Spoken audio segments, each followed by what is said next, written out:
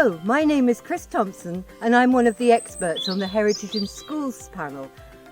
What I like doing is to go searching for stories. I don't have to go far to find stories because stories, you can find them everywhere.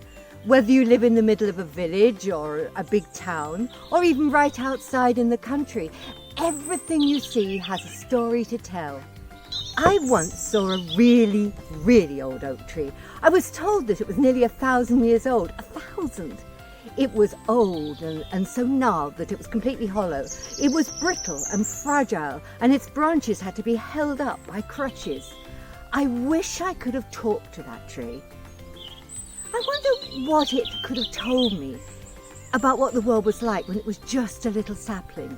So I've written down something I think the tree might remember on the leaf. And this one says, I remember when there were no street lights and stars shone down brightly.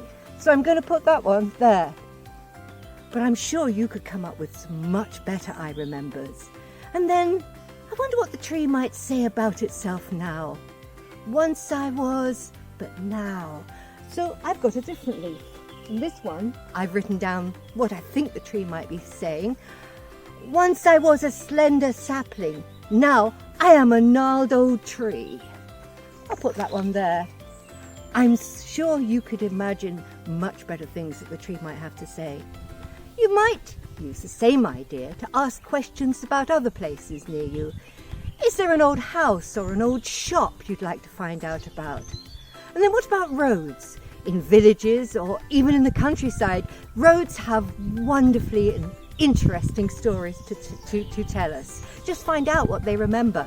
You'll have to look and listen very, very carefully, but you'll find they all have stories to tell.